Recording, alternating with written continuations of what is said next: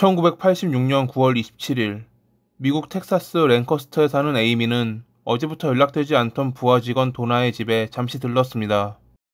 평소 그런 모습을 보이지 않았던 도나였기에 에이미는 그녀의 집에 무슨 일이 생겼으리라 생각했던 것이었죠. 도나의 집이 다른 이웃들과는 좀 떨어진 위치에 있었기에 더 걱정됐던 에이미. 그렇게 불안한 마음을 가진 채 도나의 집에 도착한 에이미가 발견한 것은 사망해 있는 도나와 그의 가족들이었습니다.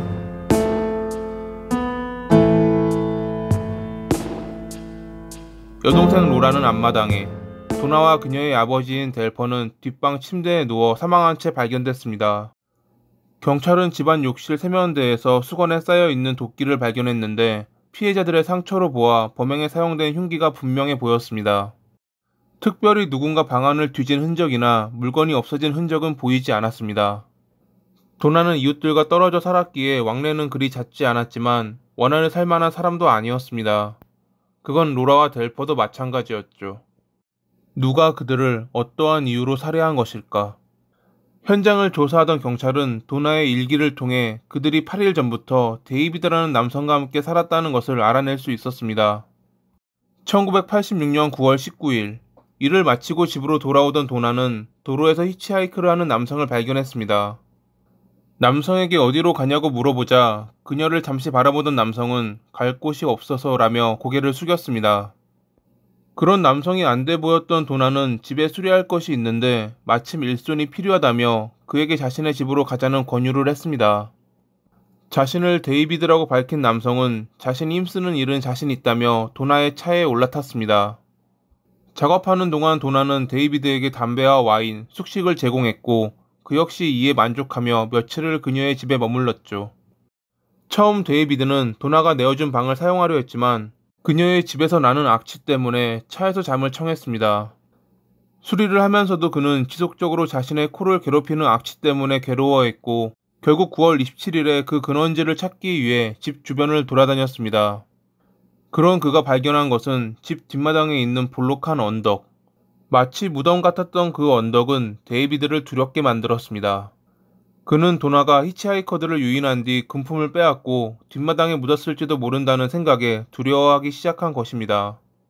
결국 그가 선택한 방법은 자신이 공격당하기 전 선수를 쳐 도나와 그녀의 가족들을 살해하는 것이었습니다.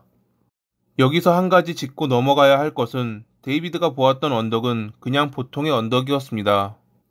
과거 약물 중독자였던 데이비드는 약물이나 알코올 복용으로 약이 될 수 있는 유독성 정신분열증과 긴장성 정신분열증을 앓고 있던 환자였습니다.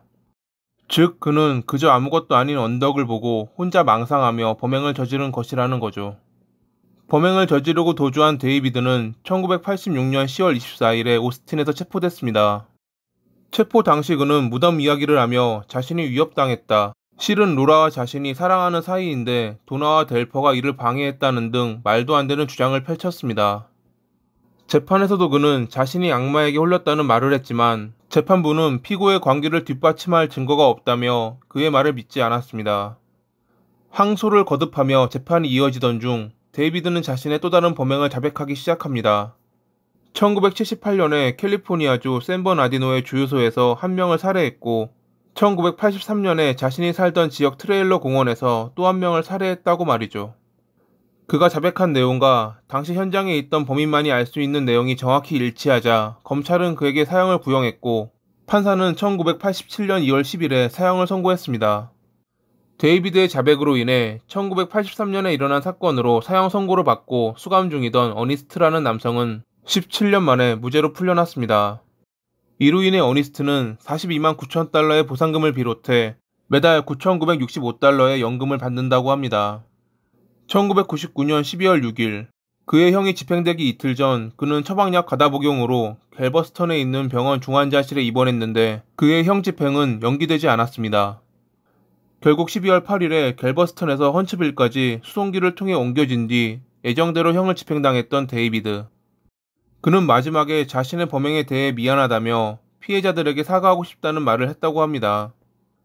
뒤늦게 그는 자신의 죄를 뉘우친다고 말했지만 그것이 진심에서 우러난 것인지는 본인만이 아는 상태로 그렇게 지옥으로 떠났습니다. 오늘도 시청해주셔서 감사합니다.